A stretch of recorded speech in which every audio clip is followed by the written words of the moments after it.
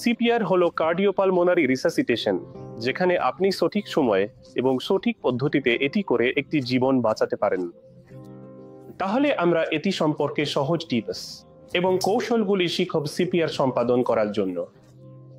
তাহলে কিভাবে একজন ব্যক্তিকে চিহ্নিত করবেন যিনি সিপিআর কৌশলের জন্য সঠিক ব্যক্তি?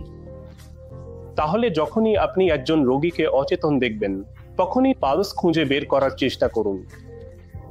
তাহলে যদি কোনো পালস না থাকে এবং হৃদয় যদি না ধড়ফড় করে, তাহলে সেই ব্যক্তির উপর আপনি অবিলম্বে সিপিআর শুরু করতে পারেন এবং আপনাকে সেই ব্যক্তিকে একটি সমতল পৃষ্ঠে নিয়ে যেতে হবে এবং সঠিক পদ্ধতিতে সিপিআর শুরু করতে হবে।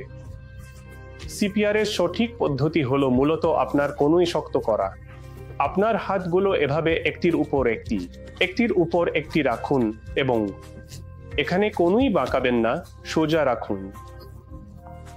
বুকের কেন্দ্রীয় অংশটি বেছে নিন এবং 2 ইঞ্চি গভীর চাপ দিন, এর বেশি নয়।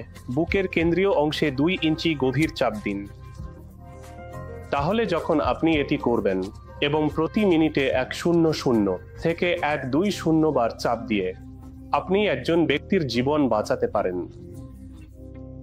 5 থেকে 20 সেকেন্ডের মধ্যে আপনি চিবুকটি উপরে তুলে 2টি শ্বাস দিতে পারেন এবং চুল বন্ধ করে এয়ারওয়ে দিয়ে ব্যক্তিকে শ্বাস দিন।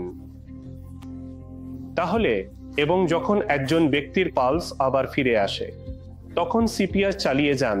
তারপর আপনি সিপিআর বন্ধ করতে পারেন এবং তাকে অবিলম্বে নিকটস্থ হাসপাতালে আরও ব্যবস্থাপনার জন্য স্থানান্তরিত করুন। এইভাবে যে কোনো ব্যক্তি যে কোনো স্থানে একজন ব্যক্তির জীবন বাঁচাতে পারে এবং যে কোনো ব্যক্তি এটি করতে পারে। ব্যক্তির জীবন বাঁচানোর জন্য সঠিকভাবে এটি করার চেষ্টা করুন।